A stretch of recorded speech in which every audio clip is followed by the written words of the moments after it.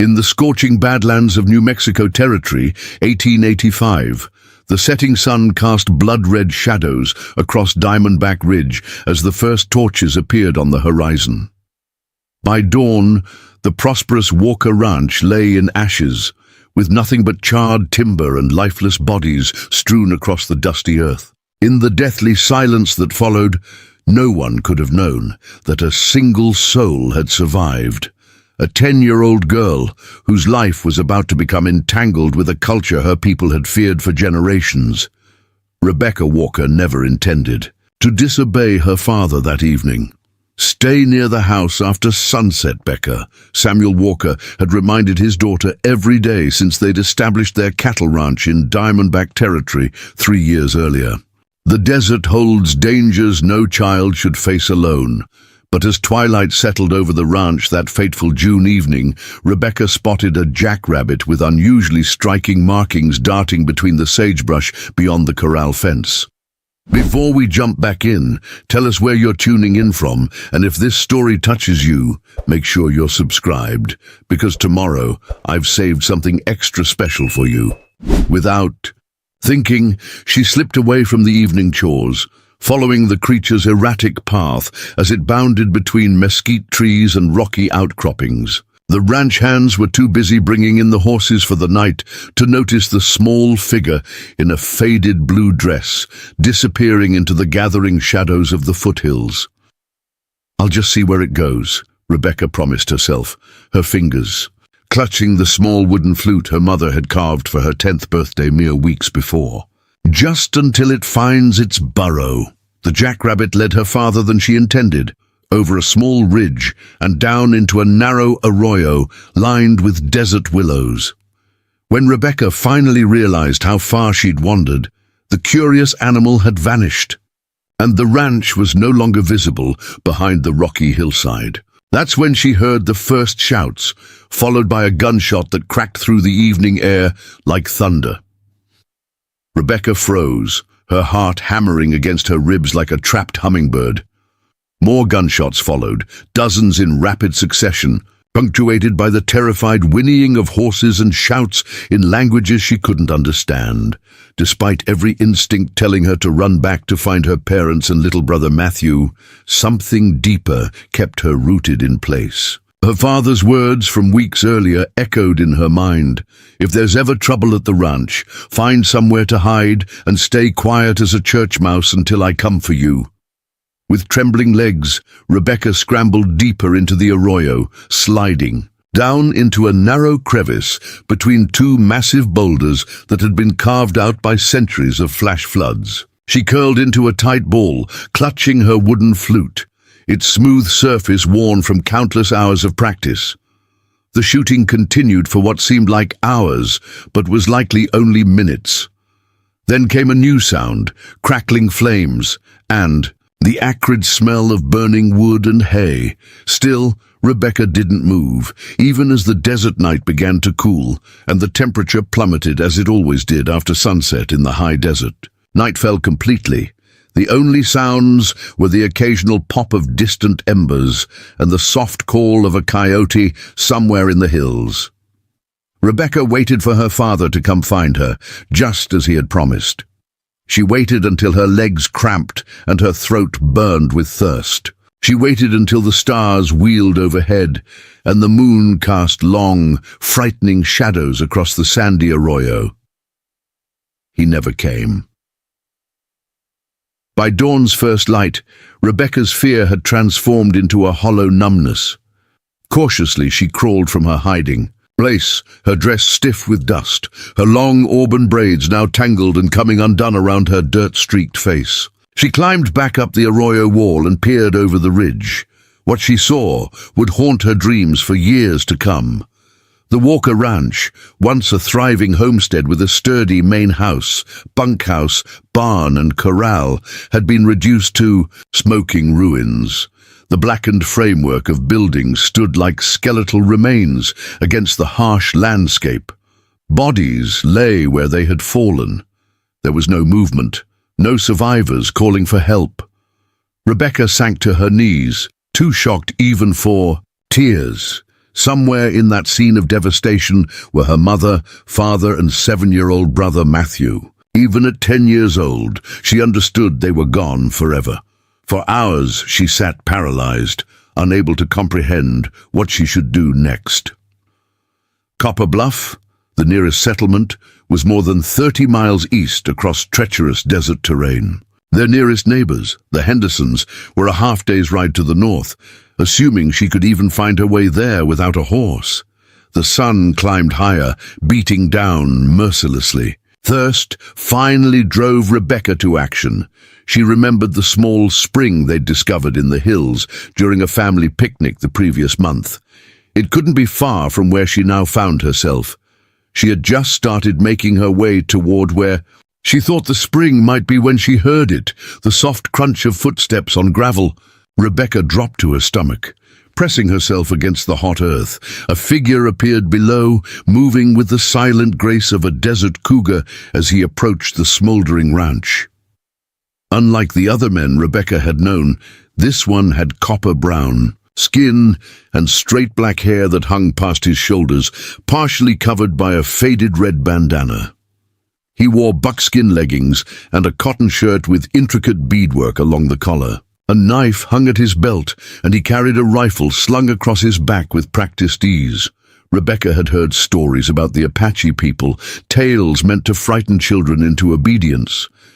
The Apaches take disobedient children who wander into the desert, ranch hands would warn with meaningful glances. But her mother, who had worked as a teacher before marrying, always shook her head at such talk. Most native people just want to be left alone to live as they always have, she'd explained one evening by lamplight.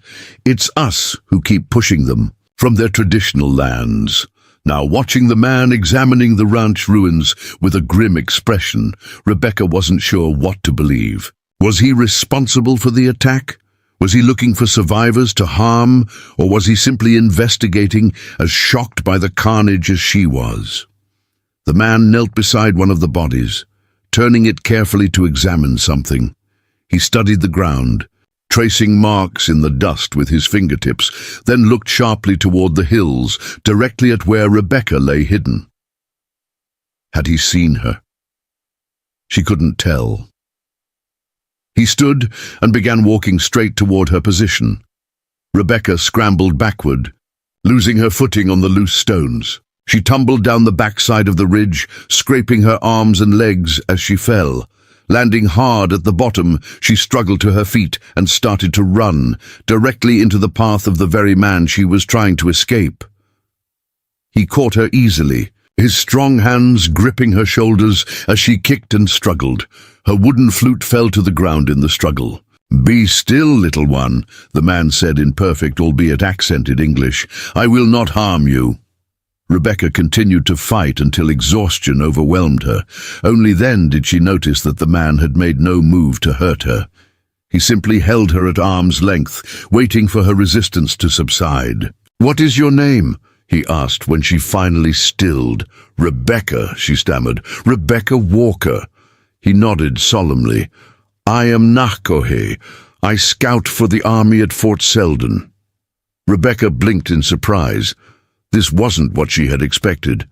Nahkohe released her shoulders, but remained crouched at her level. He retrieved her fallen flute and offered it to her with gentle hands. "You were with the ranch people?" he asked, though it wasn't really a question. She nodded, tears finally breaking through her shock. "My mama and papa and Matthew, they're all—" She couldn't finish the sentence. "Yes," Nakoi confirmed, his eyes reflecting a deep sadness that seemed at odds with his otherwise stoic expression. "Everyone is gone. You alone survived." Rebecca couldn't bring herself to ask if he was responsible, but something in her expression must have revealed her thoughts. Nakoe seemed to understand her unspoken question. "This was not my people's doing," he said, gesturing toward the destruction behind them. "The tracks and bullets tell a different story. These were Comancheros, outlaws who sell weapons and steal cattle. Some white men, some Mexican, some renegades from many tribes. They disguised their crimes to look like Apache work." A canteen appeared in his hand. "Drink," he instructed. slowly. Rebecca took the water, suddenly aware of her parched throat. She sipped cautiously, remembering her father's warnings about drinking too quickly after going thirsty. "What happens now?" she asked when she'd had enough. Preparing and narrating this story took us a lot of time, so if you are enjoying it, subscribe to our channel. It means a lot to us now. Back to the story. Nakohe stood, scanning the horizon. His face revealed the difficult calculation taking place behind his dark eyes. "I should take you to the fort," he said finally, "or to the settlement at Copper Bluff." Rebecca felt a momentary relief. Civilization, people who looked like her, safety. "But," he continued, his voice growing grave, "those who did this will have friends in both places." He gestured toward the ranch. "Some will say the Apache were responsible no matter what tracks show. Others will want no witnesses." He knelt again, meeting her eyes directly. "And some who should protect you might not, if they learn you saw men with white and Mexican faces doing this deed." Rebecca felt cold despite the desert heat. "What does that mean?" "It means you are in danger, Rebecca Walker, from more than just the desert." Nakohe looked toward the distant peaks of a mountain range that rose like purple shadows against the eastern horizon. "There is another way," he said quietly, almost to himself. "But it would mean taking you where no white child has ever been permitted." "Where?" Rebecca asked. "To the hidden caves of my people, to the heart of the Mescalero lands. My grandmother is a medicine woman among our clan. She would know how to protect you until it is safe." Rebecca looked back at the remains of everything. She had known there was nothing left for her here. "Will there be water?" she asked simply. "And food?" For the first time, a hint of a smile touched Nakohe's weathered face. "Yes, little one. The mountains hold what the desert denies, but the journey will not be easy, and you must do exactly as I say." Rebecca clutched her wooden flute tightly. "I can do that." Nakohe nodded, his decision apparently made. He unwrapped the red bandana from his head and soaked it with water from his canteen. "First, we must hide your trail," he explained gently, cleaning the dirt from her face. "From this moment, you are no longer Rebecca Walker of Diamondback Ridge." "Then who am I?" she asked. Nakohe considered this as he retied his bandana around her head to shield her from the sun. "For now, you are simply a child under Apache protection," he said. "The mountains will give you your true name when you come to know them." With those cryptic words, Nakohe lifted Rebecca onto his back and set off toward the distant mountains, leaving behind the smoldering remains of her past life, and unknowingly walking into a legend that would one day change the course of relations between two worlds destined to collide. The mountains that had seemed so close from Diamondback Ridge proved deceptively distant. For 2 days, Nakohe and Rebecca traveled across the unforgiving terrain, moving only during the cooler hours of early morning and late evening. During the scorching midday heat, they sheltered beneath overhanging rocks or in the sparse shade of mesquite trees. Rebecca had never known exhaustion like this. Her legs ached with each step, and blisters formed, then burst on her feet, despite Nakohe's efforts to pad her worn leather shoes with strips of rabbit fur. Yet she never complained. The horror she had witnessed had aged her beyond her 10 years, instilling a quiet determination that impressed even her stoic companion. "You have the spirit of a desert hawk," Nakohe observed on the second evening as they shared a small meal of dried meat and cactus fruit. Small but fierce, Rebecca took this as the compliment it was intended to be. "My father always said I was too stubborn for my own good." At the mention of her father, Rebecca's voice caught. It was the first time she had spoken of her family since they'd left the ranch. Nakohe remained silent, allowing her the space to either continue or retreat back into herself. After a long moment, she asked, "Will I ever see them again?" "After We die, Nakohe poked at their small, smokeless fire with a stick. My people believe that those who have walked on continue their journey in another world. They do not leave us entirely. They become part of the wind, the eagle's flight, the mountains. They watch over us. He looked up at the star-filled sky. Your people have similar beliefs, do they not? Rebecca nodded. Mama said good people go to heaven to be with God. She hesitated, her young mind wrestling with theological complexities. Would your people and my people go to the same place?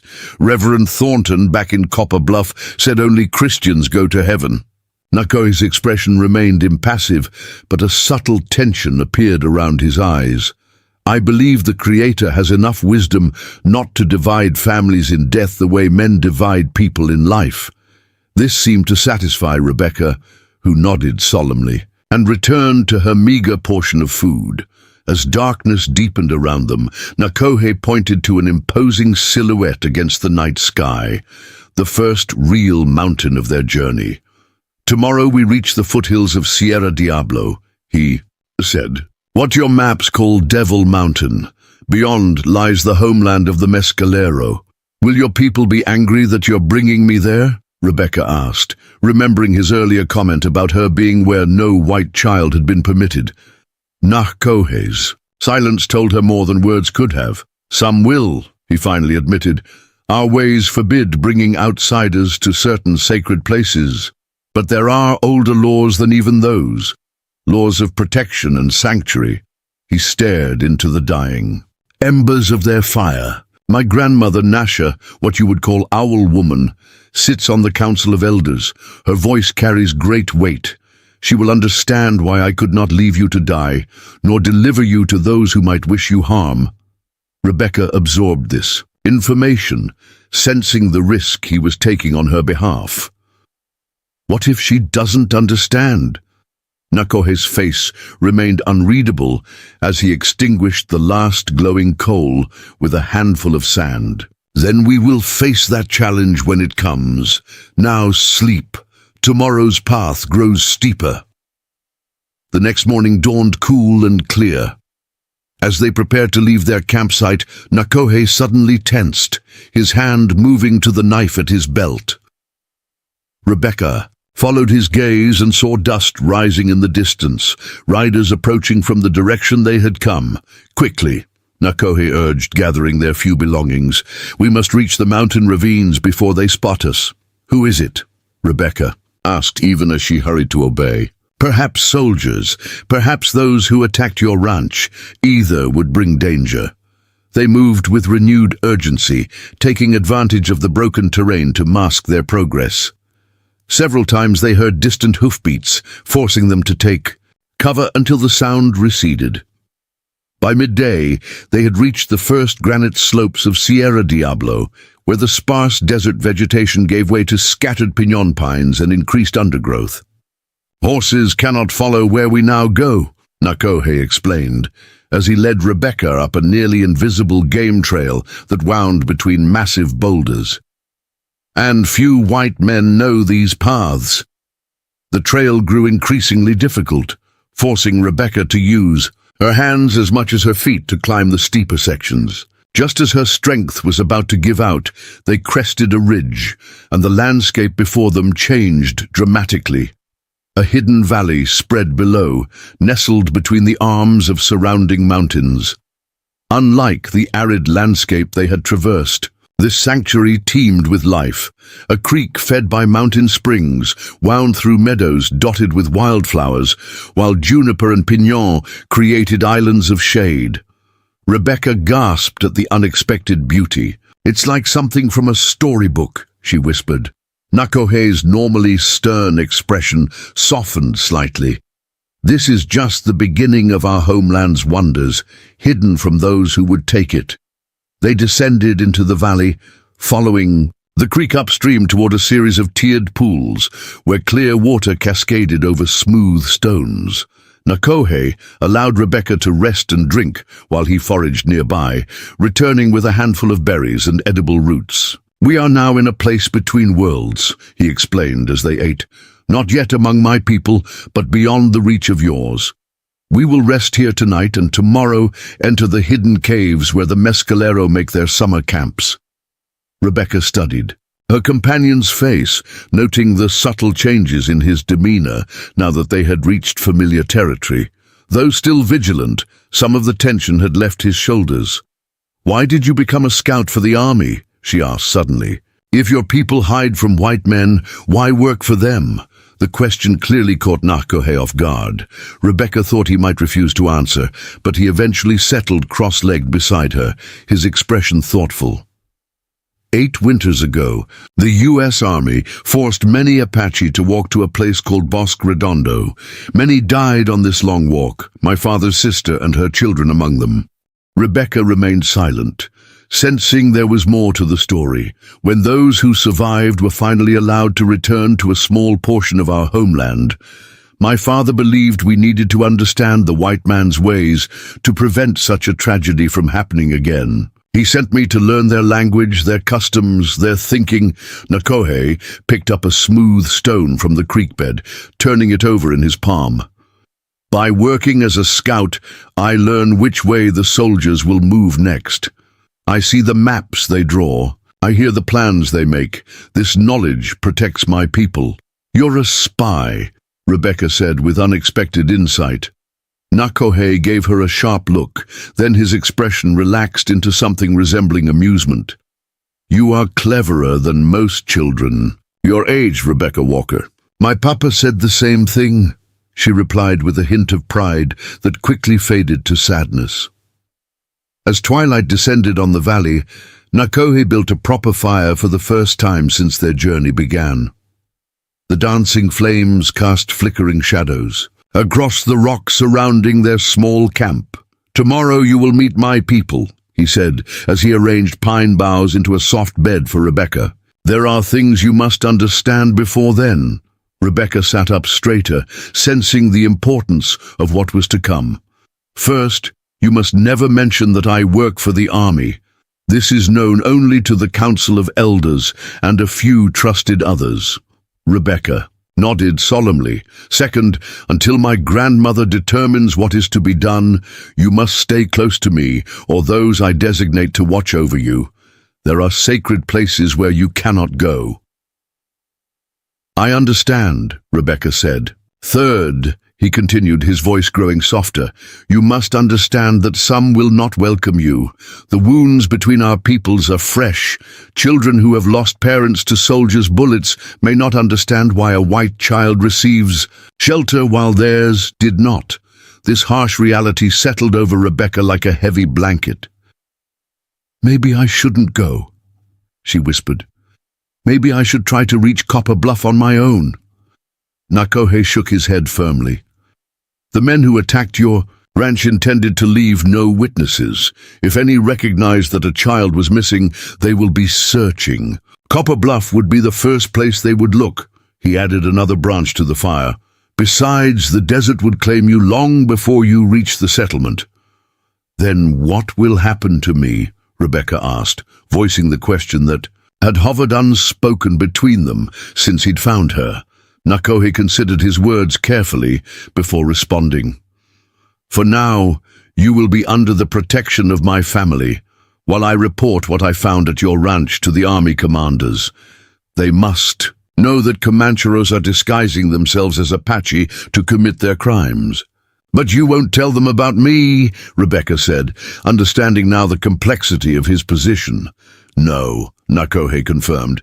"If the attackers have connections within the fort, as I suspect, revealing your survival would put you in danger. Once I know who can be trusted, perhaps a different path will open."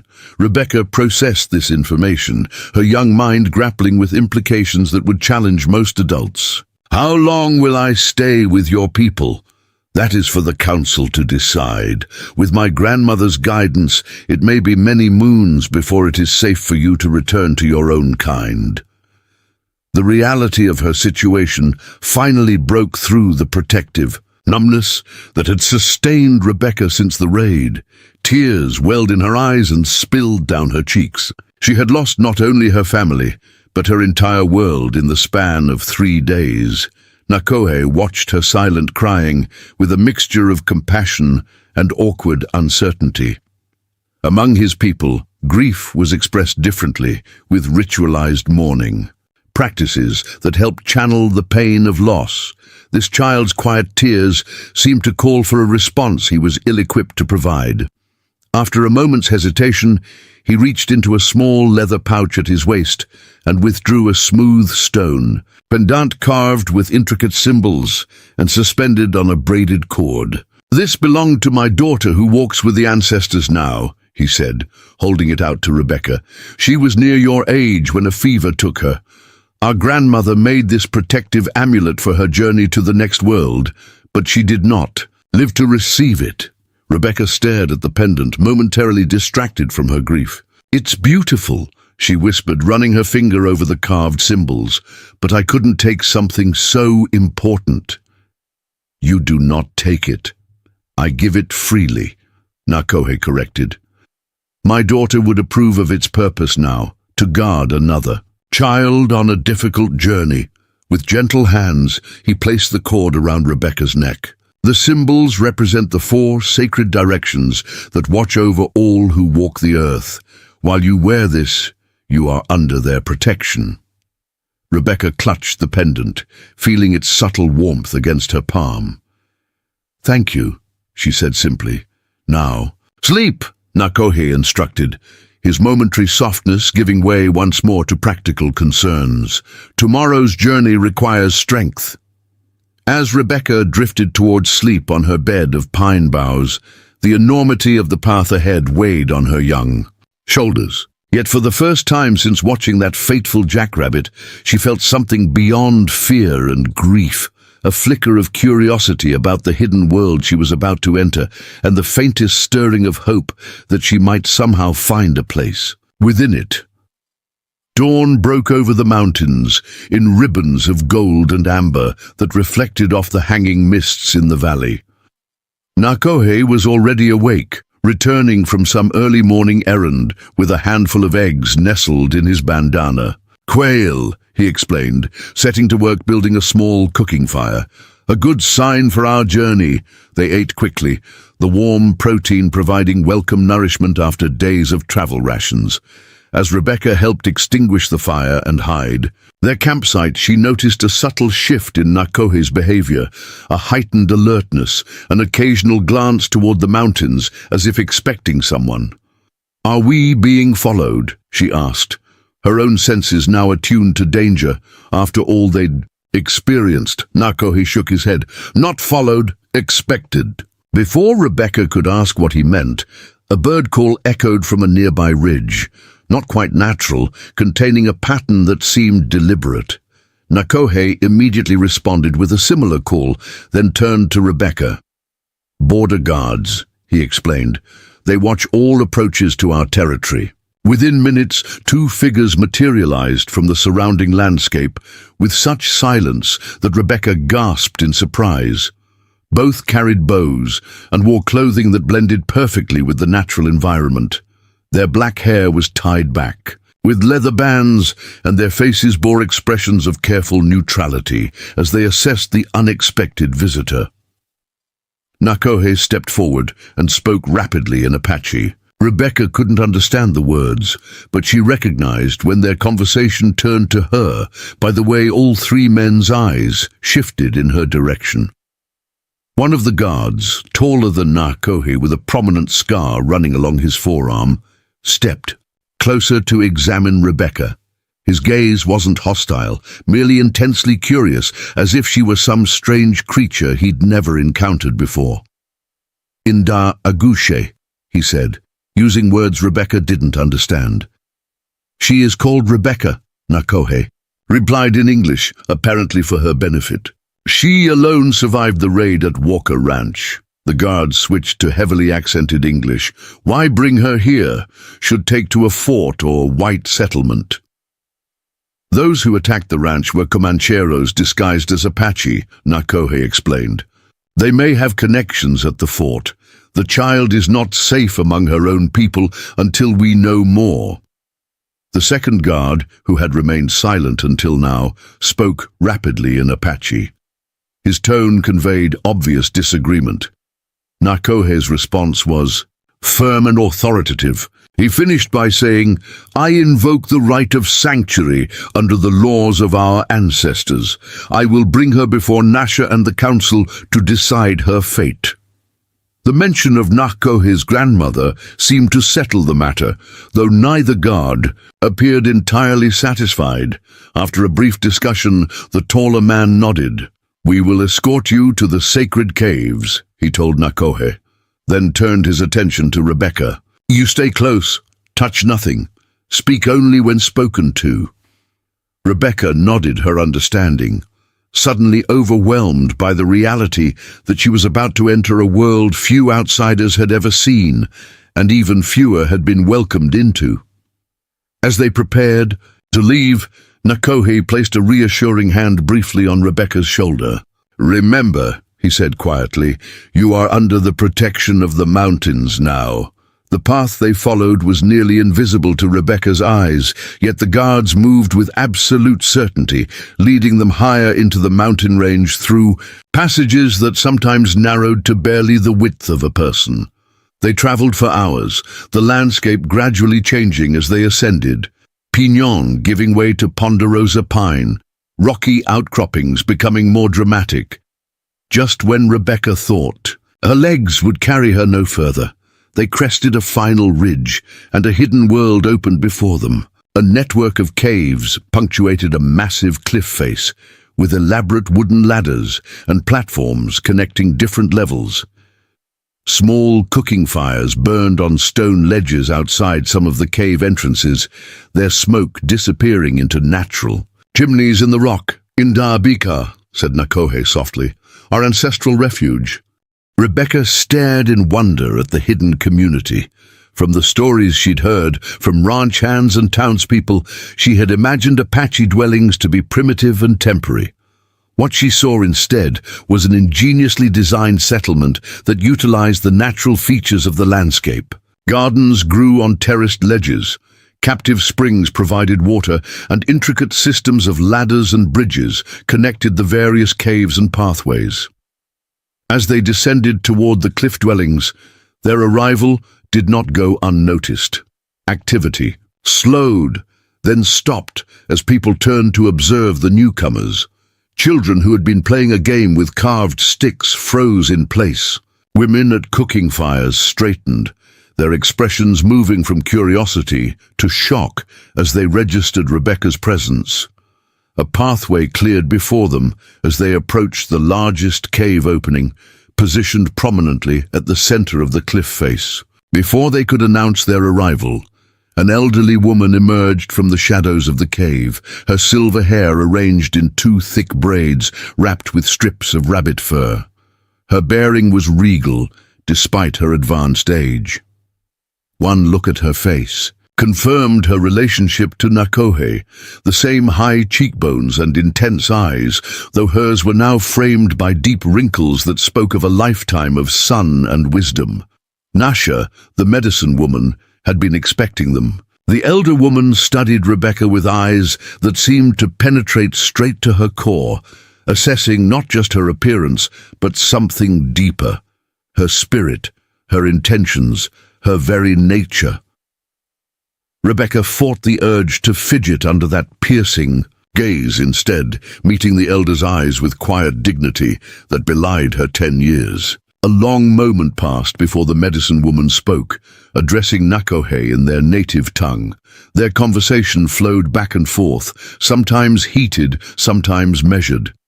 Though Rebecca couldn't understand the words, she recognized when Nakohe was explaining her presence, defending his decision to bring her here.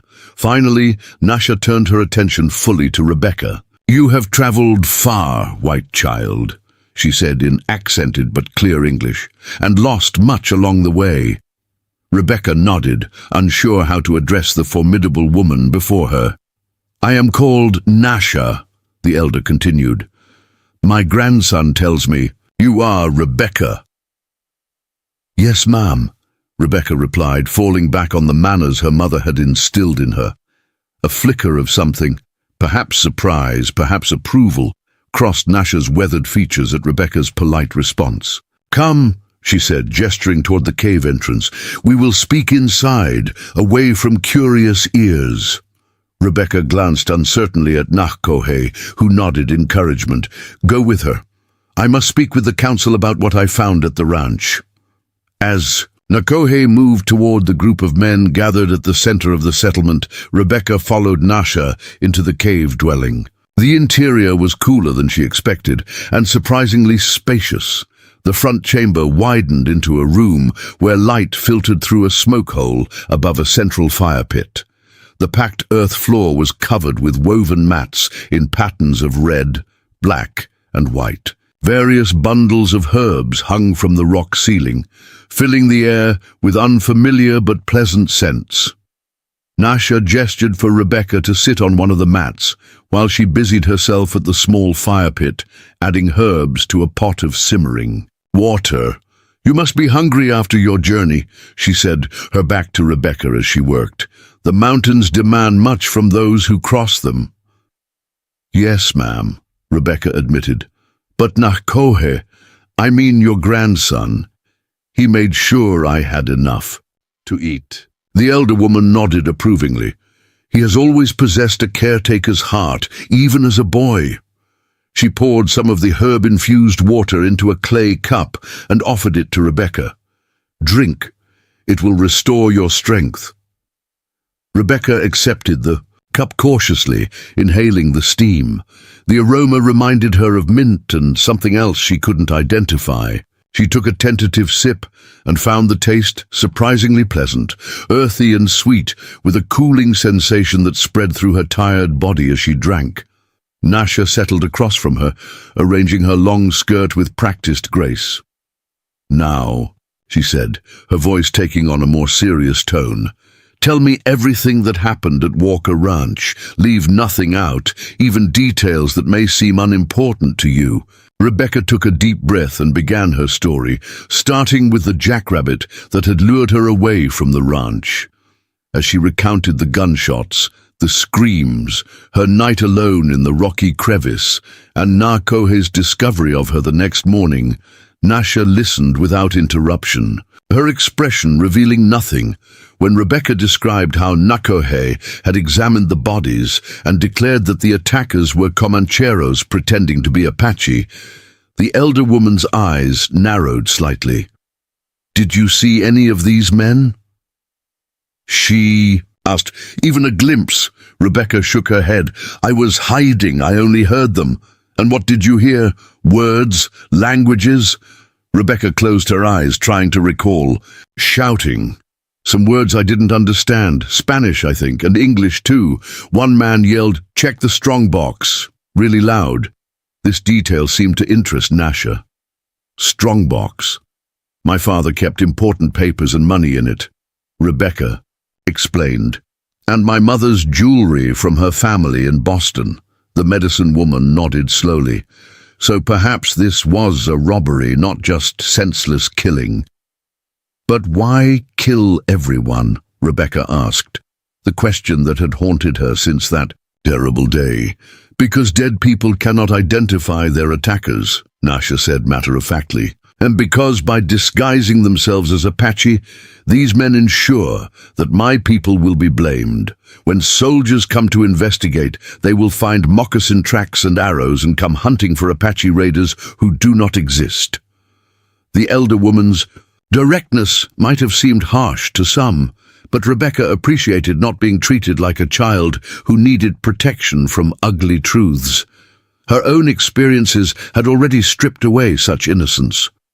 "That's why Nakohe didn't want to take me to the fort," Rebecca realized aloud. "He was afraid they'd either blame your people or—" She stopped, a new understanding dawning. "Or the real attackers might find out I survived." "Yes," Nasha confirmed. "You are the only witness who knows the truth, that the attackers were not Apache. This makes you both valuable and in danger." She studied Rebecca's face intently. "Tell me, child, before this happened, what did you know of the Apache people?" Rebecca considered the question honestly. Not much, she admitted. Some people at the ranch said that native people, were dangerous and would attack settlers, but my mother said most tribes just wanted to be left alone on their land. And what do you believe now, after your time with my grandson? I believe my mother was right, Rebecca answered without hesitation. Nakohe saved my life. He could have left me there or... She swallowed hard. Or killed me to keep me quiet. But he didn't. He brought me somewhere safe. Something shifted. In Nasha's expression, a softening around the eyes, a slight relaxing of her mouth. And now I must decide if somewhere safe should be here among the Apache. Before Rebecca could respond, the animal skin covering over the cave entrance was pushed aside, and a young girl, approximately Rebecca's age, peered in. She carried a small basket and wore her hair in 2 braids decorated with colored beads. Her dark eyes widened at the sight of Rebecca, but she quickly composed herself and addressed Nasha in Apache. The medicine woman responded with what sounded like instructions, and the girl approached, setting the basket beside Rebecca. Inside were a corn cake wrapped in a large green leaf, dried berries, and strips of what looked like jerky. My granddaughter Nitika, Nasha introduced. It means wise one in our language. The daughter of my daughter. The girl studied Rebecca with unconcealed curiosity, but remained silent. Thank you for the food, Rebecca said, addressing Nitika directly. The girl looked to her grandmother for translation, then responded with a shy nod before hurrying back outside, casting one last, intrigued glance over her shoulder. Eat, Nasha instructed. We have much to discuss, and the council will expect my decision before sundown. Rebecca unwrapped the corn cake, its hearty aroma making her realize how truly hungry she was. As she ate, Nasha explained what lay ahead. My grandson must return to the white man's fort tomorrow. His absence for too long would raise suspicion. He will report discovering the raid, but say nothing of finding you. Rebecca nodded her understanding, though the thought of Nakohe leaving filled her with apprehension. While he gathers information about these attackers and whether it is safe for you to return to your people, you must remain here under my protection. Your people allow this? Rebecca asked, remembering the less than welcoming expressions she'd encountered upon arrival. Nasha's thin lips curved into what might have been a smile. What my people will allow is not the question. I am Nasha, medicine woman of the Mescalero. My voice carries weight in the council, and in matters of sanctuary, my authority is rarely challenged. She leaned forward slightly. But make no mistake, child, your presence here breaks ancient taboos. There will be those who oppose it, those who fear what bringing a white child into our sacred caves might mean. I don't want to cause trouble, Rebecca said earnestly. I can try to leave if... Nasha raised a hand, cutting off her words. The path is set. The question now is how you will walk it. The elder rose with surprising agility for her age and moved to a pile of folded materials in the corner of the cave. From beneath them, she withdrew a bundle wrapped in soft deerskin and brought it back to where Rebecca sat. If you are to stay among us, even temporarily, there are conditions, she said, unwrapping the bundle to reveal a simple dress made of soft buckskin decorated with subtle beadwork along the hem. First, you must dress as our children dress. Your white clothes draw too much attention. Next, she produced a small pouch. Second, we must darken your skin and hair. Your coloring marks you too clearly as an outsider. Rebecca touched her auburn braids, self-consciously. Will it wash away eventually? Yes, though it will last many weeks, long enough for us to determine your path forward. Nasha set these items. aside and fixed Rebecca with her penetrating gaze once more. "Third, and most important, you must learn our ways while you are here, not as a curiosity or a traveler's tale to share when you return to your people, but as knowledge to be respected." She tapped the pendant around Rebecca's neck, the one Nakohe had given her. "My grandson has already marked you with protection. He sees something in your spirit worth preserving, just as I do, but others will need convincing." "How do I convince them?" Rebecca asked. "By showing them that not all white people are enemies. By learning our language, helping with daily tasks, respecting our customs," Nasha paused, "and by accepting an Apache name for the duration of your stay." Outside, the sounds of the settlement continued. Voices calling to one another, children playing, the rhythmic pounding of someone working with leather. Normal life continued, while Rebecca's world transformed completely. "I will try my best," she promised solemnly. Nasha nodded, seemingly satisfied. "Then from this day until you return to your people, you will be known as Lian Tlish." "What does it mean?"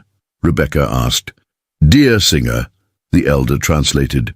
"For though you are young, I see music in your spirit, like the gentle deer that moves silently through the forest." Before Rebecca could respond, the covering was pushed aside again, and Nakohe entered, followed by two older men whose stern expressions and decorated clothing suggested importance within the community. One of the men immediately began speaking, rapidly in Apache, gesturing toward Rebecca with obvious disapproval. The second man, older and more reserved, watched silently, his weathered face revealing nothing of his thoughts. Nasha listened to the first man's apparent objections without interruption. When he finally paused for breath, she responded with just a few words, spoken softly, but with unmistakable authority. The effect was immediate. The protesting man fell silent, though his expression remained stormy. The older, silent man nodded once, as if confirming a decision already reached. Nakohe stepped forward. "The council has agreed to my grandmother's proposal," he told Rebecca. "You will stay here under her protection until I can determine whether it is safe for you to return to your people." "Some still object," he added with a glance toward the disgruntled man. "Tokala believes bringing a white child into the sacred caves invites misfortune. His concerns are not without merit, but tradition demands we offer sanctuary to those in genuine need." The man called Tokala spoke again, this time directing his words at Rebecca herself. Though she couldn't understand his language, his tone carried clear warning. "He says you must honor our ways while you are here," Nakohe translated. "Any disrespect to our customs or sacred places will end your welcome immediately." Rebecca nodded solemnly. "I understand. I promise to be respectful and learn your ways." When Nakohe translated her response, the older of the two men finally spoke. His voice was deep and measured, his words few. "Mach says you have the eyes of one who has seen too much death too young," Nakohe explained. "He believes this gives you the right to healing, regardless of your birth." With that pronouncement, both men departed, leaving Rebecca alone with Nakohe and his grandmother. "It is settled then," Nasha declared. "Lian Tlish will remain under my care and instruction." She turned to Nakohe. "You must prepare for your return to the fort. I will see to the girl's transformation." Nakohe nodded, then addressed Rebecca directly. "I must leave before dawn tomorrow. The army will expect my report on the raid, and any delay would raise suspicion." "Will you tell them about me?" Rebecca asked anxiously. "No," Nakohe assured her. "As far as the white world is concerned, all who lived at Walker Ranch perished in the attack. This will keep you safer until I can discover who was truly responsible." Hesitated, then added, "But I will seek news of any family you might have elsewhere. You mentioned your mother came from Boston?" Rebecca nodded sadly. "Her parents died years ago. There's just my father's brother in Denver, but we haven't seen him since I was 5. Nevertheless, I will make inquiries, Nakohe promised. If there is family who should know of your survival, we will find a way to inform them once it is safe. With that, he nodded respectfully to his grandmother and departed, leaving Rebecca alone with the formidable medicine woman. Nasha wasted no time. "Come," she instructed, reaching for the buckskin dress. "Your new life begins now." The transformation took longer than Rebecca expected. First came a cleansing ritual that involved washing in water infused with herbs and pine needles. Nasha explained that this washing away of her old self was necessary before she could properly don the clothing of the Apache. Next came the application of a dark paste to Rebecca's skin, a mixture of walnut husks, clay, and other ingredients the elder didn't name. It stained her naturally fair complexion to a warm copper tone that, while not identical to the Apache children's natural coloring, was close enough to make her less conspicuous at a distance. Her auburn hair received similar treatment, darkened, with a different mixture that Nasha worked through the strands with practiced hands. "Your eyes we cannot change," the medicine woman remarked, studying Rebecca's blue-green irises. "But if anyone asks, we will say, your father came from a distant tribe where such eyes are sometimes seen." Finally, Rebecca was dressed in the buckskin garment, which fell to just below her knees. Soft moccasins replaced her worn leather shoes, and her transformed hair was arranged in the traditional style of Apache girls, wrapped with colored cords similar to what she had seen on Nitika. When the process was complete, Nasha led Rebecca to a still pool of water at the edge of a small spring near the cave dwellings. The girl who stared back at her from the reflection was almost unrecognizable, a stranger with darkened skin and hair dressed in native garb, only her eyes remaining, as a reminder of her true identity. "Now you are Lian Tlish," Nasha declared. "The transformation is only skin deep, but it will allow you to move among us without drawing constant attention." Rebecca studied her altered appearance with a mixture of fascination and unease. In less than a week, she had lost her family, her identity, and now even her appearance. It was as if Rebecca Walker were truly gone, leaving only this new creation in her place. "Will I ever be me again?" she asked softly, touching the darkened strands of her hair. Nasha's expression softened almost imperceptibly. "You are still you, child. The outside changes, but what matters lies within." She tapped Rebecca's chest just above her heart. "This remains unchanged." As they returned to the settlement, the buzzing activity of daily life continued around them. Women worked at outdoor looms or prepared food for the evening meal. Men crafted tools or repaired weapons. Children ran errands or played in small groups near the cave entrances. Now, however, Rebecca noticed a difference in how she was received. Without her obviously white clothing and appearance, the stares were less hostile, more curious. A few children even paused in their play to study her with open interest rather than suspicion. Nitika, the medicine woman's granddaughter, approached cautiously, carrying a clay water jug. She spoke to her grandmother in Apache, her eyes never leaving Rebecca. "She asks if you are hungry," Nasha translated.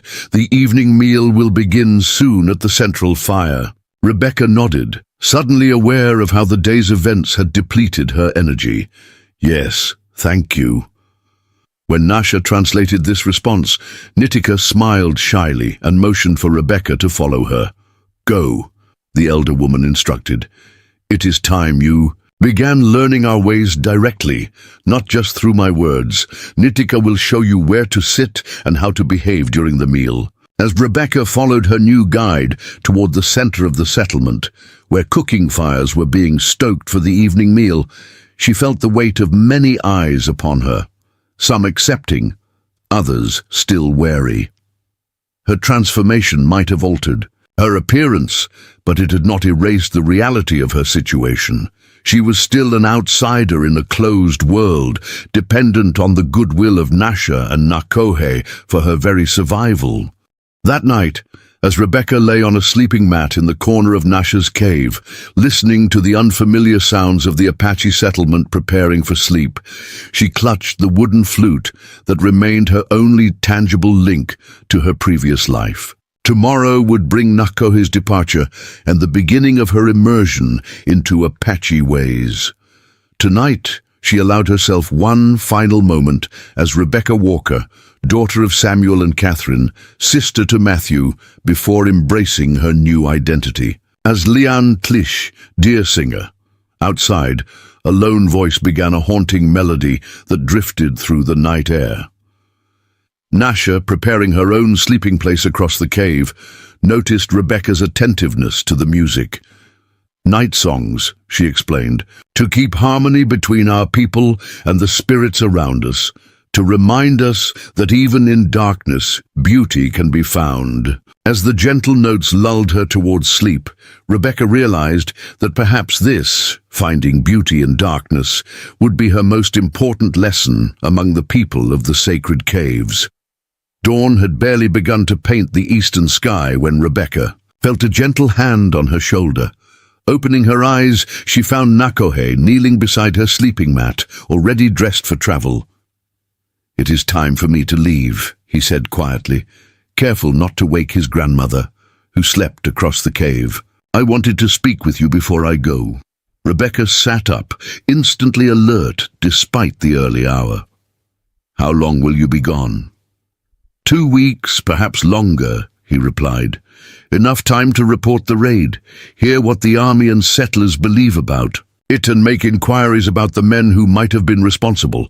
He reached into a small pouch at his waist and withdrew something small that glinted in the dim light filtering through the smoke hole. "Take this," he said, pressing a silver coin into her palm. "Keep it hidden, but if danger comes before my return, show it to any soldier. It bears my army's scout identification. They will know you are under my protection." Rebecca curled her fingers around the coin, feeling the weight of what it represented, a lifeline back to her own world if necessary. "I'll keep it safe," she promised. He nodded, then hesitated before adding, "The path before you will not be easy. My people have suffered much at the hands of the white settlers. Some will never accept your presence here, no matter how you look or act." "I understand," Rebecca said, though in truth the full complexity of her situation was only beginning to dawn on her. "Learn our language," Nakohe advised.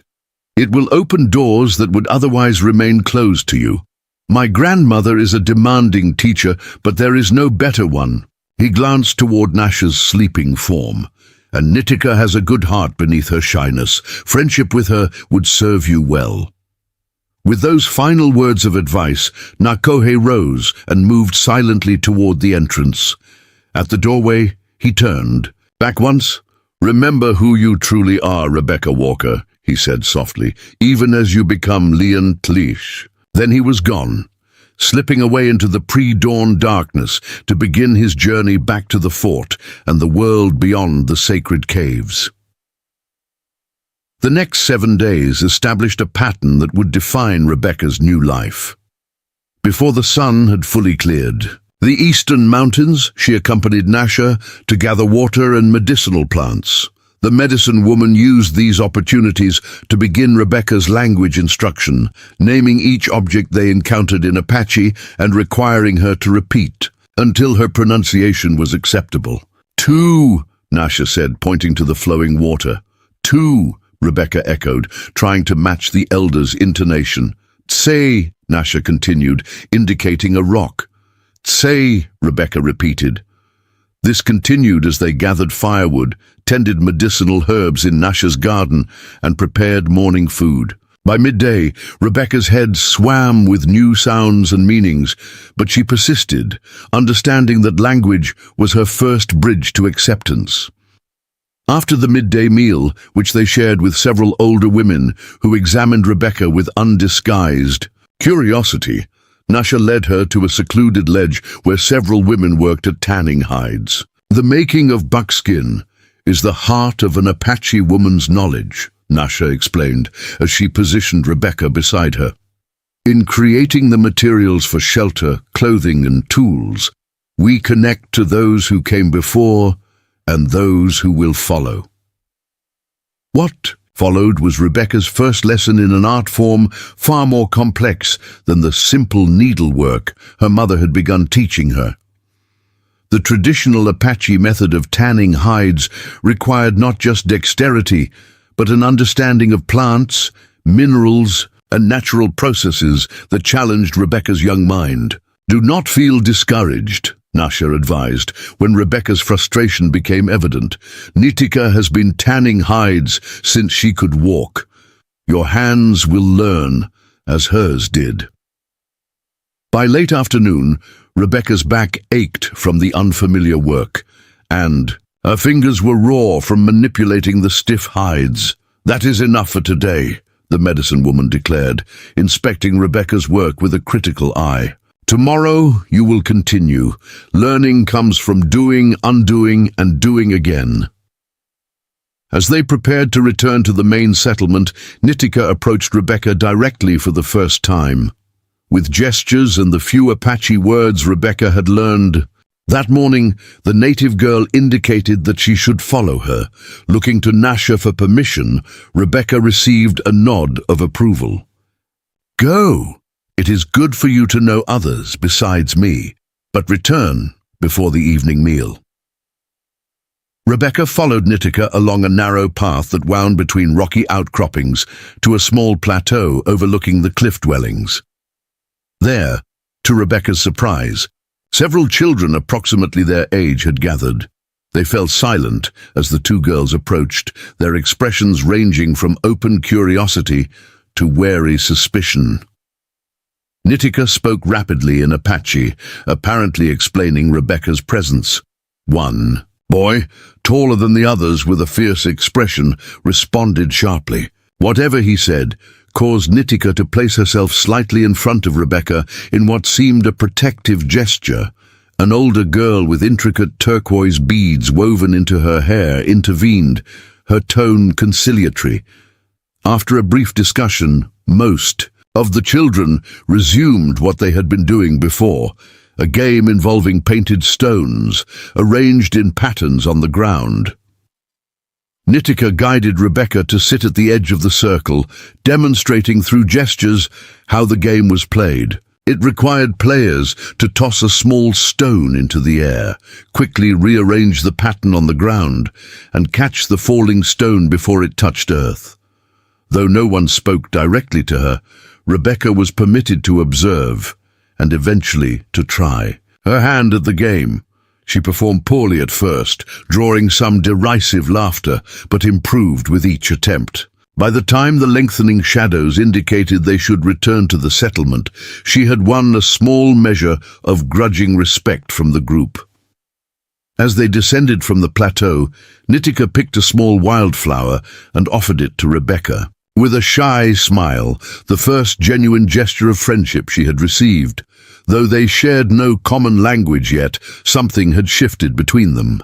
That night, Nasha instructed Rebecca to sit beside her during the evening meal. At the central fire, the elders' status ensured that no one openly objected to the disguised outsider's presence, though Rebecca felt the weight of scrutiny from many in the gathering. After the meal, several elders remained around the fire, and Mishk, the silent member of the council from the previous day, began to speak. Though she couldn't understand his words, the rhythm and cadence suggested he was telling a story. The rapt attention of everyone present confirmed this impression. "He tells the creation story," Nasha whispered, translating key points as the narrative unfolded. "How first man and first woman emerged into this world. How the sacred mountains were placed to mark the boundaries of our homeland. How the Creator taught our ancestors to live in harmony with all things." Rebecca listened, entranced not just by the story itself, But by the way Mach's voice rose and fell, his hands painting images in the air, his face reflecting the emotions of each part of the tale. This was storytelling as she had never experienced it. Not simply words, but living history passed from generation to generation. When the gathering dispersed for the night, Nasha commented, "You listened well. Many white people hear our stories as curious tales only, not as truth and teaching.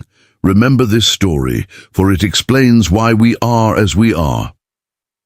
As the days passed, Rebecca's routine expanded to include instruction in beadwork, basket making, and food preparation. Her Apache vocabulary grew steadily, allowing her simple conversations with Nitika and gradually with some of the other children.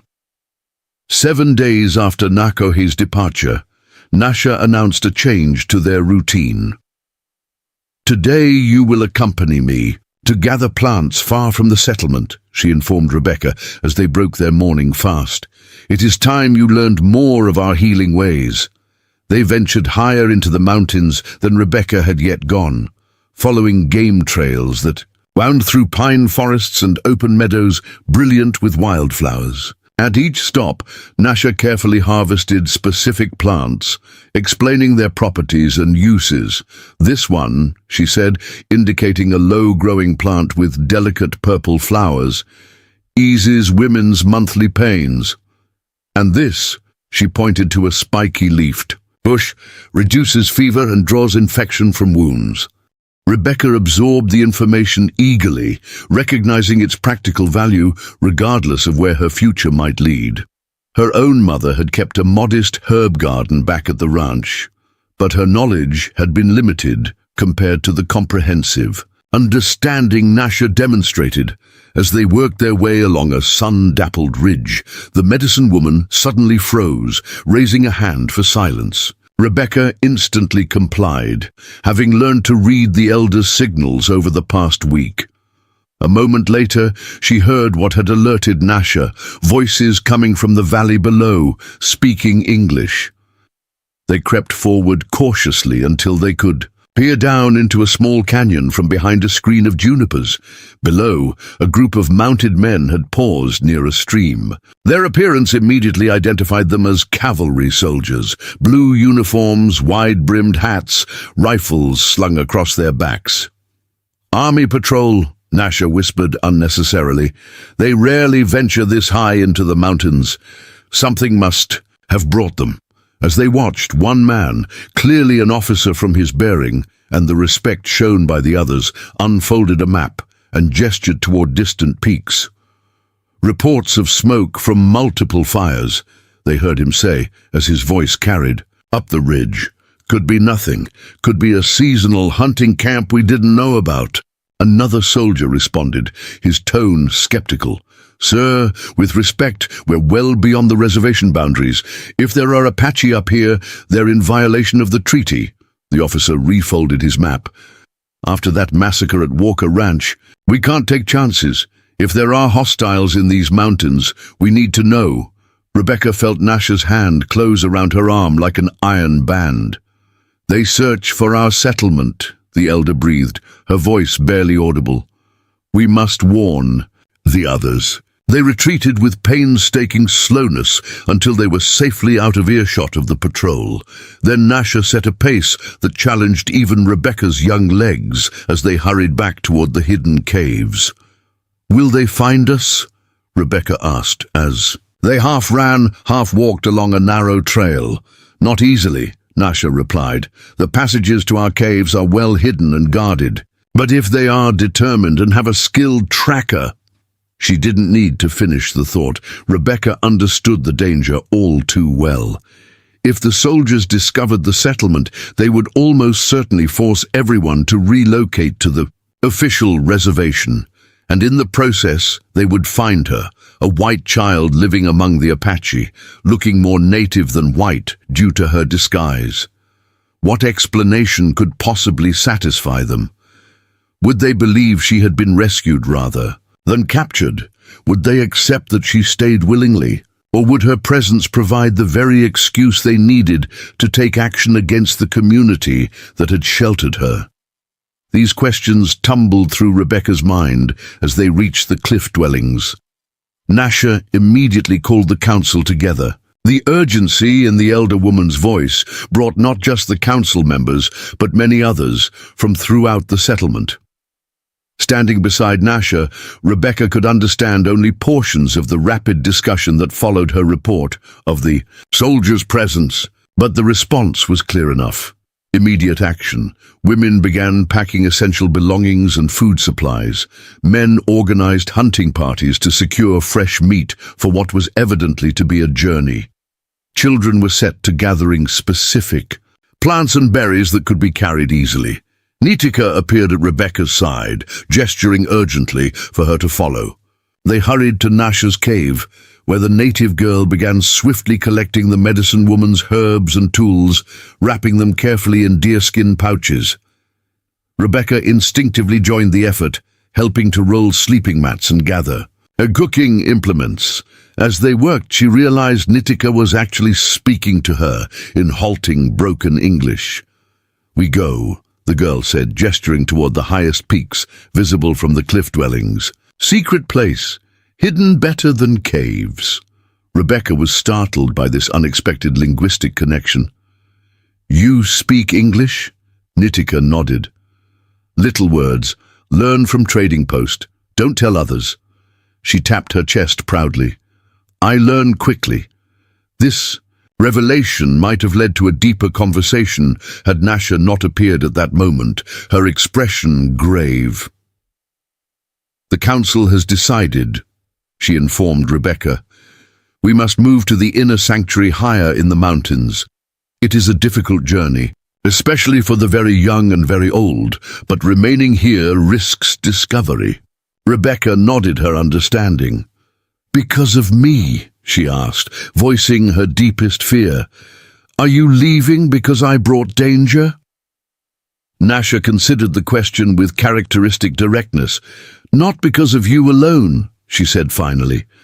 "The soldiers would search these mountains regardless because of the Walker Ranch massacre, but your presence makes discovery more dangerous for all." She placed a weathered hand on Rebecca's shoulder.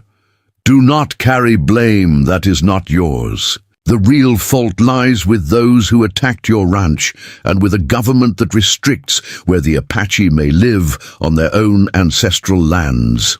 The elder woman's gaze sharpened. "Now we must prepare you for the journey.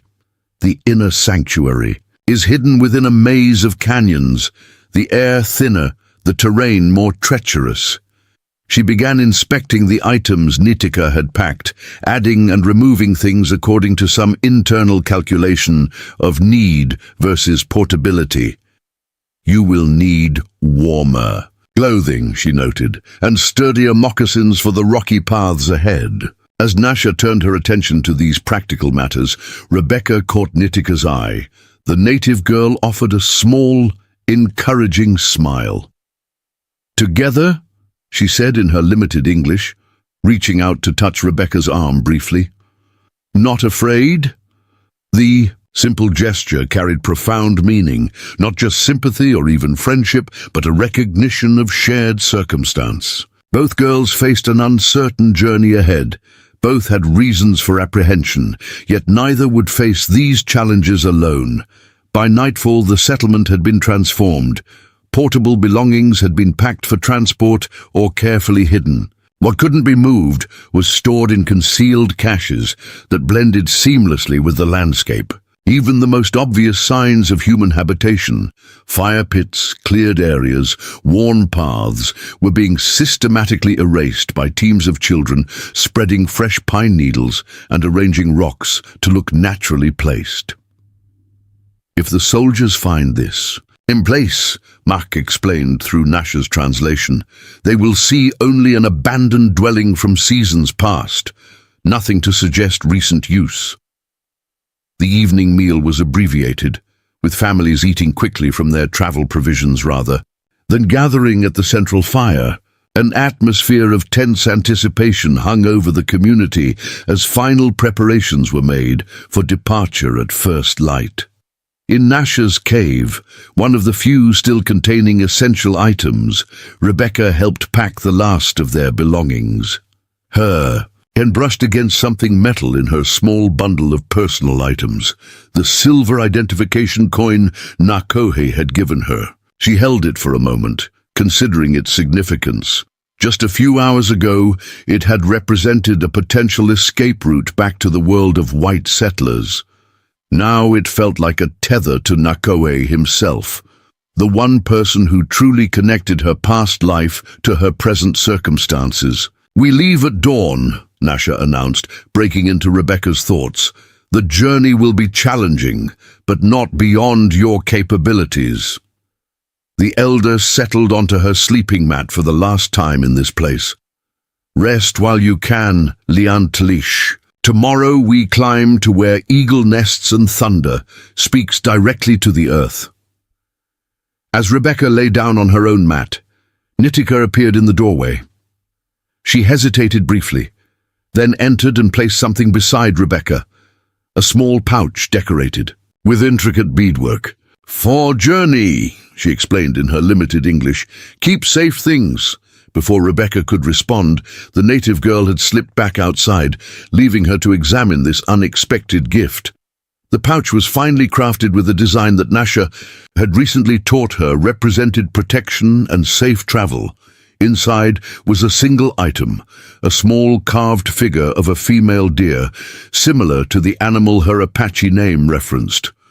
The workmanship was simple but expressive, capturing the deer's characteristic grace and alertness. Rebecca carefully placed Nakohe's silver coin inside the pouch, alongside the carving, then hung it around her neck alongside the protection amulet he had given her.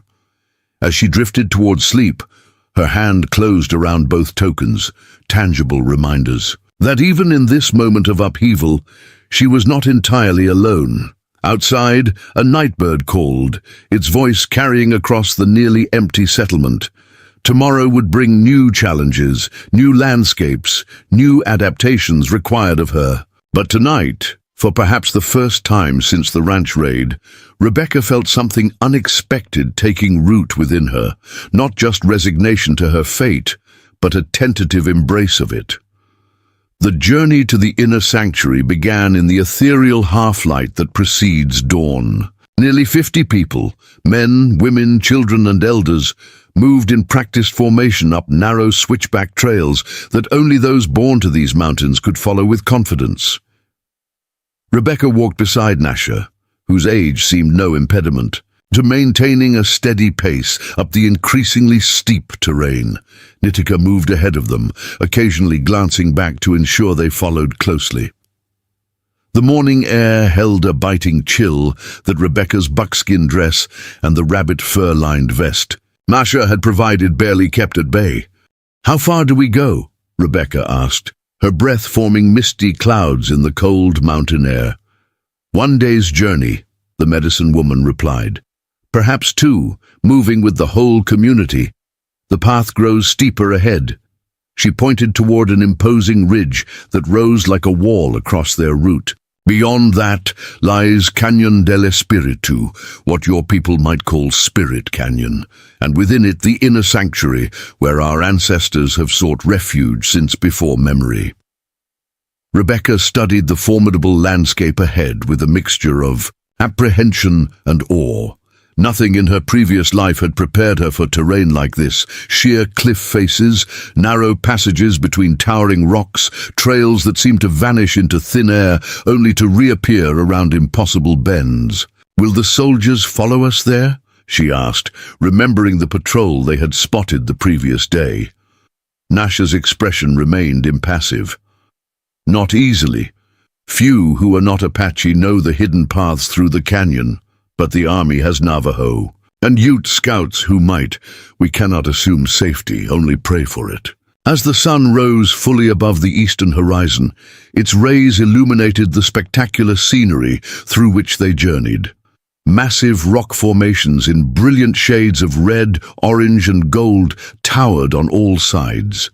ancient pictographs adorned protected cliff faces, telling stories that predated even the Apache's arrival in these lands. Our ancestors left their marks, Nasha explained, when she noticed Rebecca studying one such panel of ancient artwork. Not my direct ancestors, the ancient ones who lived here before the Apache. We honor their memory by protecting these sacred places. The day's march continued, with brief rest periods that barely seemed adequate to Rebecca's tired legs. Yet she never complained, determined to prove herself equal to the challenge. Around midday, they paused near a small spring for a more substantial meal, and to allow the youngest children and oldest members of the community to recover their strength. Rebecca found herself seated with Nitika and several other children she recognized from the plateau, where they had played the stone game. To her surprise, their attitudes toward her had subtly shifted. Though still reserved, they no longer displayed open suspicion or hostility. One boy, perhaps 11 or 12 years old, offered her a piece of dried fruit from his own provisions. When Nitika translated Rebecca's thanks, he nodded solemnly before introducing himself as Ashki, meaning boy in their language. He asks if you are afraid of the high places. Nitika translated his subsequent question. Rebecca considered this carefully before responding. Tell him, I respect the mountains, but try not to fear them. My father taught me that fear makes difficult things impossible. When Nitika relayed this answer, Ashki's serious expression gave way to a brief smile of approval. It was a small moment, but significant, the first genuine connection Rebecca had made beyond Nasha and Nitika. The respite ended all too quickly, and they resumed their ascent. The afternoon brought them to the most challenging section yet, a narrow trail skirting a sheer drop of several hundred feet. Adults helped the smallest children navigate this treacherous passage, while the elderly were supported by younger, stronger members of the community.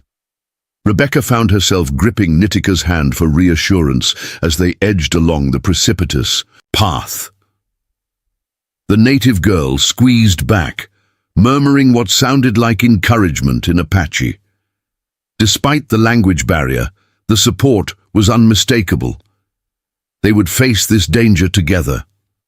By nightfall, the community had reached a relatively flat area that offered enough space to make camp. Though everyone was exhausted from the day's arduous trek, tasks were distributed efficiently, some gathering firewood, others setting up temporary shelters, still others preparing the evening meal. We have covered a good distance today, Nasha announced as she and Rebecca arranged their sleeping area beneath a simple brush shelter. If tomorrow's pace matches it, we will reach Cañón del Espíritu by sunset.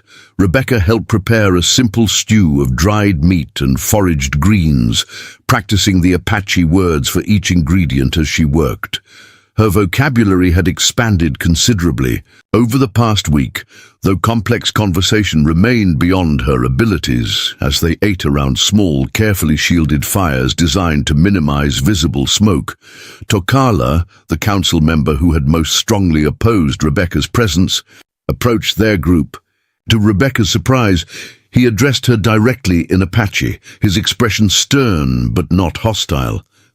Nasha translated, "He says you have walked well today without complaint, where many white children would have faltered.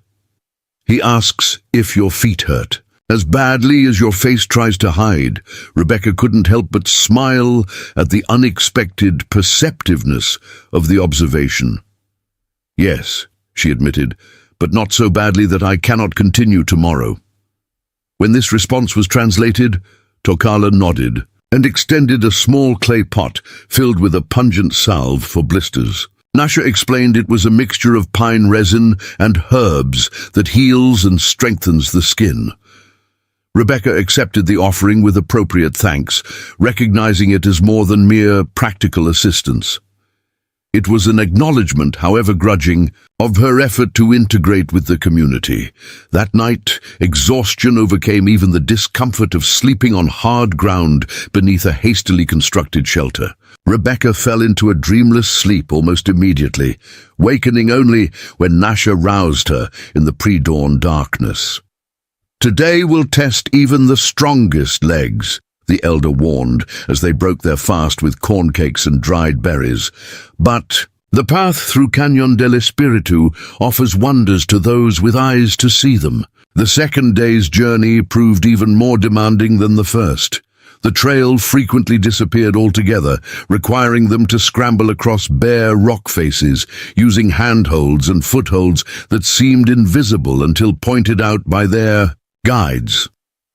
Several times the entire procession halted while scouts investigated the safest route forward. By midday, they had reached the rim of Cañón del Espíritu. Rebecca stood transfixed by the vista that opened before her. A vast chasm carved by ancient waters, its walls adorned with countless layers of red and gold sediment. Far below, a ribbon of green vegetation traced the path of a stream that had sustained life in this arid region for countless generations. "It's the most beautiful thing I've ever seen," she breathed, momentarily forgetting her fatigue. Nasha nodded in agreement. Cañón del Espíritu is sacred to the Apache. Within its walls lie ancestral dwellings, places of power, and histories written in stone. It is a place where the spirits still walk for those with eyes to perceive them. The descent into the canyon proved even more challenging than the previous climbs. The trail wound back and forth down the nearly vertical canyon wall, sometimes so narrow that they had to proceed single file, pressing their bodies against the rock face. As they neared the canyon floor, Rebecca noticed structures built into the cliff faces, ancient dwellings tucked into natural alcoves high above the valley floor. White clay dwelling. Nasha identified one particularly impressive ruin, built by the ancient ones who came before us. "We do not disturb such places, for the spirits of those who built them remain."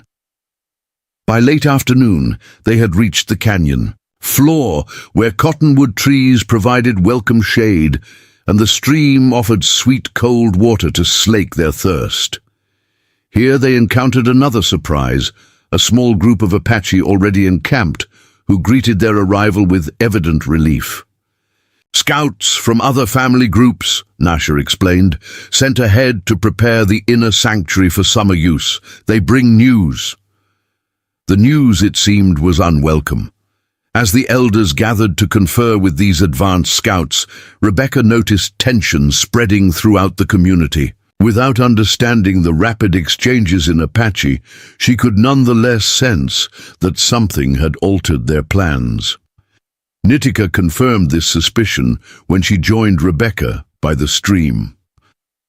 "Soldiers," she explained in her limited English, gesturing toward the deeper recesses of the canyon they had planned to travel the following day. "Many soldiers looking for Apache camps." "What will we do?" Rebecca asked, alarmed by the implications. If the army had expanded its search, their entire journey might have been for nothing. Nitika shrugged, her expression troubled. "Elders decide now, maybe different place, deeper in mountains." The council's deliberations continued through the evening meal. Finally, as darkness settled over the canyon, Mach addressed the gathered community, though Rebecca couldn't understand. His words, the decisive tone and purposeful gestures, made clear that a new course had been determined. "We will not proceed to the usual sanctuary," Nasha translated for Rebecca afterward. "The army has established a temporary camp too near that location. Instead, we will follow the canyon to its western arm and ascend to different heights, places known only to the oldest among us, unused for many seasons." "Is it safe there?" Rebecca asked. The medicine woman's expression grew solemn. "Safe from soldiers?" Yes, the terrain is too difficult for large groups of mounted men, and few maps show these areas. But the journey will be harder, the destination less hospitable than our usual refuge. She studied Rebecca's face intently. The path ahead may prove beyond your experience, Leontliche. There is no shame in recognizing one's limits. Rebecca bristled slightly at the implied suggestion that she might not be able to continue with the group. I can manage whatever path the rest of you take, she insisted. I've come this far. Nasha nodded, seemingly satisfied with this response. Then prepare yourself. We leave at first light, taking only what is essential. The narrower passages cannot accommodate larger burdens. That night, as the community made final preparations for the altered journey, Rebecca noticed increased activity around the edge of their temporary camp. Men armed with bows moved silently into position at strategic points overlooking the canyon floor, while runners were dispatched in various directions. Precautions, Nitika explained when she caught Rebecca watching these movements. Making safe. Path for tomorrow? Despite her exhaustion, Rebecca found sleep elusive that night. The canyon walls seemed to amplify every sound. The soft hooting of an owl, the distant howl of a coyote, the whispered conversations of guards changing positions. Each noise triggered memories of that terrible night at Walker Ranch, when similar sounds had preceded the massacre of her family and everyone she had known. She must have dozed eventually, for the next thing she knew, Nitika was gently shaking her awake. The canyon was still shrouded in deep shadow, though a faint lightening of the eastern sky promised dawn's approach. Come, the native girl urged, helping Rebecca gather her few belongings. We go first with children and mothers. Men follow, hiding our trail. The new strategy became clear as they assembled. The community would travel in smaller, staggered groups rather than as one large, easily tracked procession. Those most vulnerable would move ahead, while those most capable of defense would protect the rear. Rebecca found herself assigned to a group led by an elder woman she recognized as Nitika's mother. Nasha, despite her age, had chosen to remain. With the final group, her knowledge of healing arts deemed essential if conflict should arise. Do not worry for me, the medicine woman told Rebecca when she expressed concern about this separation. Follow Makawi's guidance without question. She knows these canyons as well as anyone living. With a final adjustment to Rebecca's pack and a brief touch to the protection amulet around her neck, Nasha sent her forward with the first group. They set off as the canyon began to brighten with pre-dawn light, following the stream bed westward. The route proved even more challenging than Rebecca had anticipated. Rather than remaining on the relatively flat canyon floor, they frequently ascended side canyons, only to descend again, crossed the stream multiple times, and navigated passages so narrow they had to remove their packs and push them ahead before squeezing through themselves. By midday, Rebecca's muscles ached with fatigue, unlike anything she'd experienced before. Yet a quick glance around their small group revealed that even the youngest children maintained the pace without complaint. Pride and determination kept her moving forward when her body begged to rest. Nitika remained close by, occasionally offering assistance at particularly difficult passages or sharing water from her own supply when Rebecca's ran low. Though they exchanged few words, their bond continued to strengthen through shared struggle. Late in the afternoon, they reached a fork in the canyon. Makawi, their guide, paused to examine marks carved into a boulder, signs invisible to Rebecca, but apparently meaningful to the Apache woman. After a moment's consideration, she led them into the narrower of the two branches.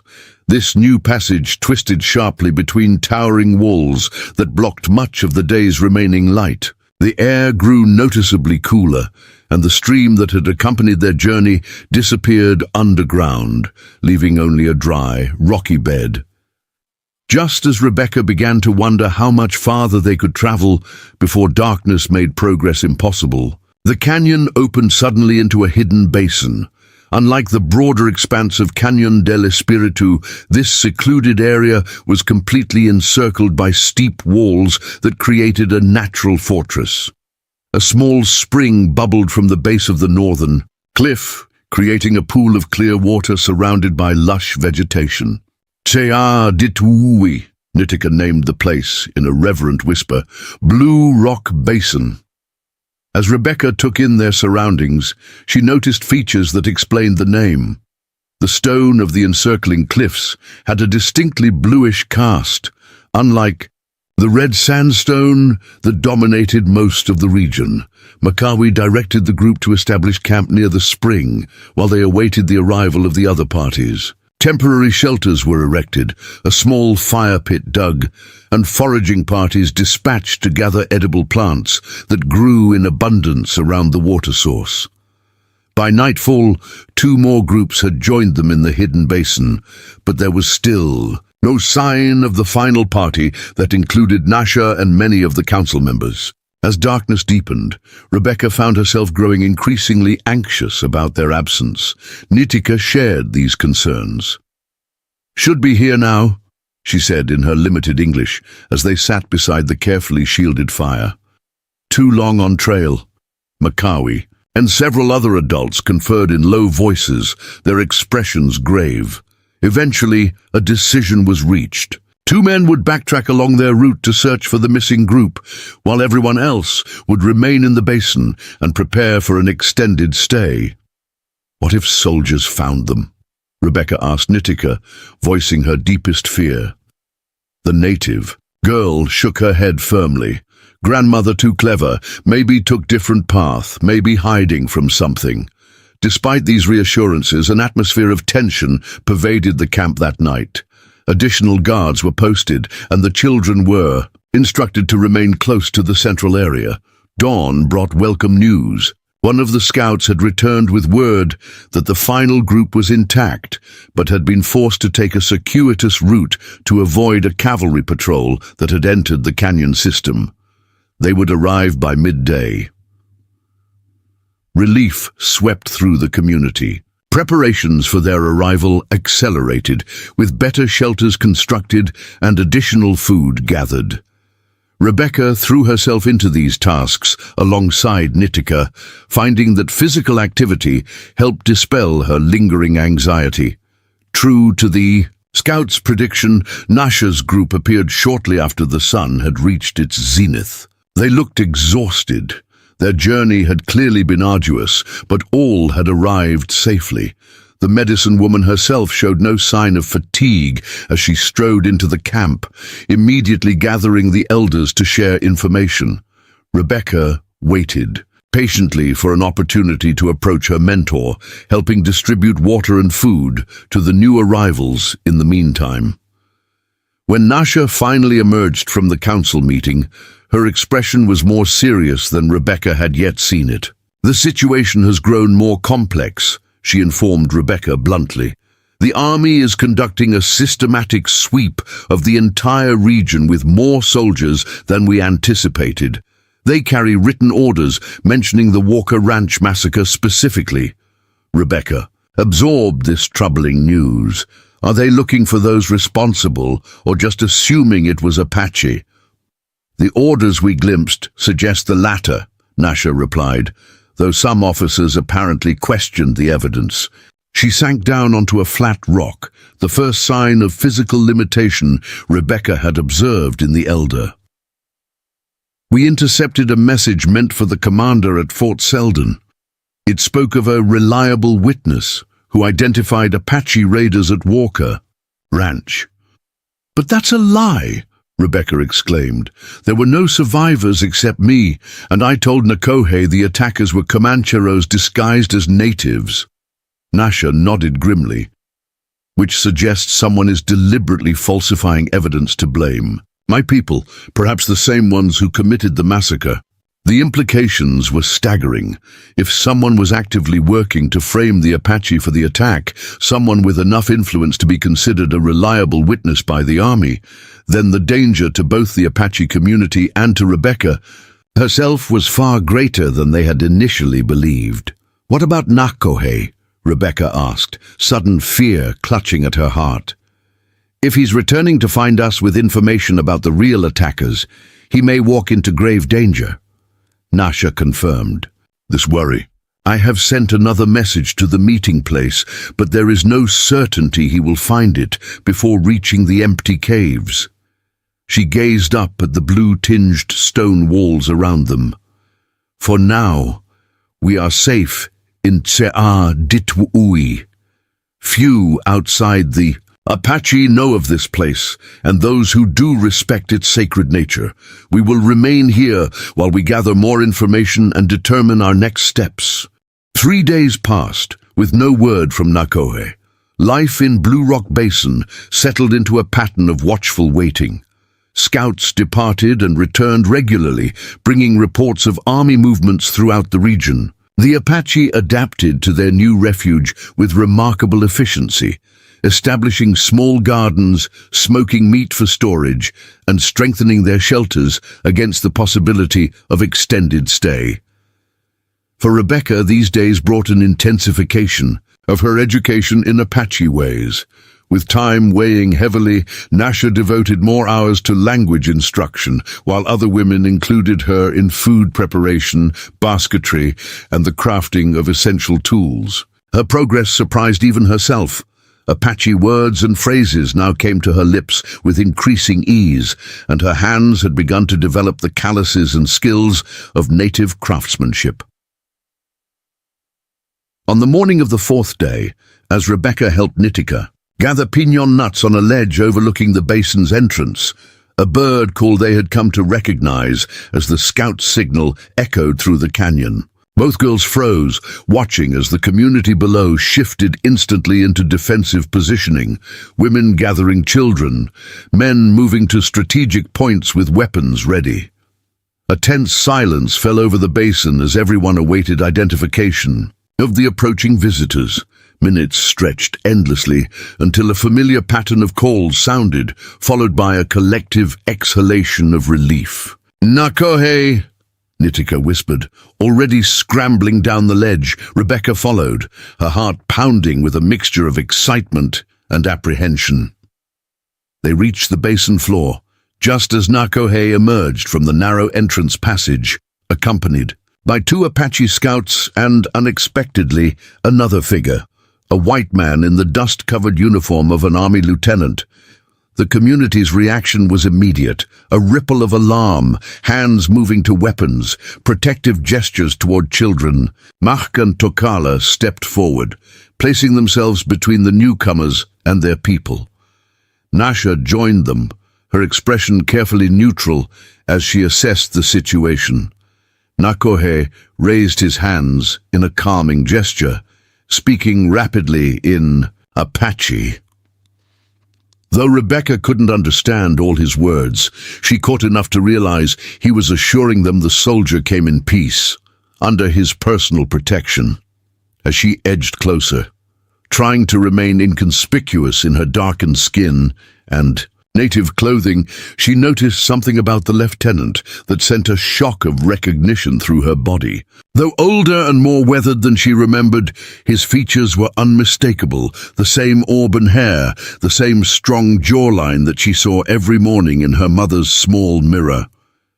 "Uncle James," she whispered, the name escaping before. As she could stop it, the lieutenant's head snapped toward her, eyes narrowing as he tried to penetrate her disguise.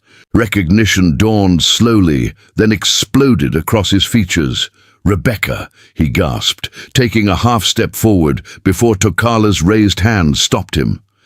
"Dear God, is that really you?" The basin erupted in confusion. Apache voices rose in alarm and question, while Nasha moved swiftly to Rebecca's side, placing a protective arm around her shoulders. "I come to explain," Nakohe called above the commotion, switching to English so all could understand. "Please, hear what Lieutenant Walker has to say." At Mach's reluctant nod, the small group moved to the council area near the spring. Rebecca found herself seated between Nasha and Nakohe, facing her father's brother across the small space. His eyes never left her face, as if afraid she might disappear if he looked away. "I've been searching for months," James Walker began, his voice rough with emotion. "After we heard about the raid, I requested transfer from Fort Davis to Fort Selden specifically to investigate. Something about the official report didn't make sense."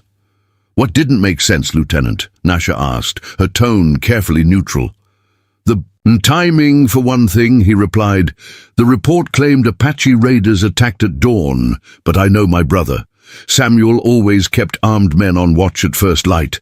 It was the one time of day he never relaxed his vigilance." Nakohe nodded. "The attack came in late afternoon. Rebecca was following a jackrabbit when it began." James's gaze returned to his niece. "I never believed you were dead, Becca. I kept searching, questioning everyone who might have information. That's how I met your scout here." He gestured toward Nakohe. He was asking careful questions about the massacre too, questions that suggested he knew more than he was saying. "I recognized his name," Rebecca said quietly. "Walker." I approached him cautiously, Nakohe explained. "When I was certain of his intentions, I revealed that you had survived, but by then we had discovered something more sinister." "Jasper Reeves," James spat the name like a curse. "County commissioner and owner of the largest cattle operation in the territory. He's been pressing the army to remove all Apache from these mountains, claiming the land is needed for grazing rights. And a raid on a settler family would give him the justification he needed," Nasha concluded, connecting. "The pieces, exactly," James confirmed. "He hired Comancheros to do his dirty work, making it look like an Apache attack. What he didn't count on was a survivor, or a stubborn uncle who wouldn't stop asking questions." He leaned forward, addressing the Apache elders directly. "I have evidence now, signed affidavits from 2 of the Comancheros who participated, testimonies purchased with promises of leniency. With Rebecca's account added, it's enough to bring charges against Reeves and clear the Apache of any involvement." A long silence followed, as the implications of this revelation settled over the gathering. Finally Mach spoke, his words translated by Nasha. "If what you say is true, why should we trust you to deliver justice? Why not simply take the child and leave us in peace?" James met the elder's challenging gaze. "Because I've seen how the system works when no one holds it accountable. I need witnesses, both Apache and white, to testify in Santa Fe. Without your help, Reeves walks free, and the next family he targets might not have a survivor." Nasha studied the lieutenant thoughtfully. "And if we help you bring this man to justice, what do my people gain?" "A formal acknowledgement that the Apache were wrongfully accused," James replied, "and my personal guarantee of military protection for your right to remain in your traditional territories outside the reservation boundaries." "Words on paper," Tokala said dismissively through Nakohe's translation. "We have seen such promises broken before." "This time will be different," James insisted. "Governor Ross is sympathetic to native rights. With proper evidence and testimony, we can create a legal precedent that will be harder to overturn." The council debated long into the evening, weighing risks against potential benefits. Rebecca listened, understanding more of the Apache discussion than she would have thought possible. Weeks earlier, her own future hung in the balance alongside that of the people who had sheltered her. As darkness fell over Blue Rock Basin, Nasha finally turned to her. "The decision must be yours as well, Liantlish. Will you return to the white world to speak your truth?" Rebecca looked around at the faces that had become familiar, Nitika's worried expression, Nakohe's steady encouragement, the tentative acceptance she had earned from others in the community. Then she looked at her uncle, the last connection to her family and former life. "I will speak the truth," she said firmly, "but I will not forget what I have learned here." James's eyes filled with tears. "You've grown up, Becca. Your parents would be proud." Rebecca touched the protective amulet around her neck. I walk in two worlds now, she said softly, and each has something to teach the other. In that moment, she realized that her transformation was complete. She was no longer simply Rebecca Walker, orphaned daughter of settlers, nor was she fully Leanne Cleash, adopted daughter of the Apache. She had become something new, a bridge between cultures, carrying the wisdom of both into whatever future awaited. Up next, you've got two more standout stories right on your screen. If this one hit the mark, you won't want to pass these up. Just click and check them out, and don't forget to subscribe and turn on the notification bell so you don't miss any upload from us.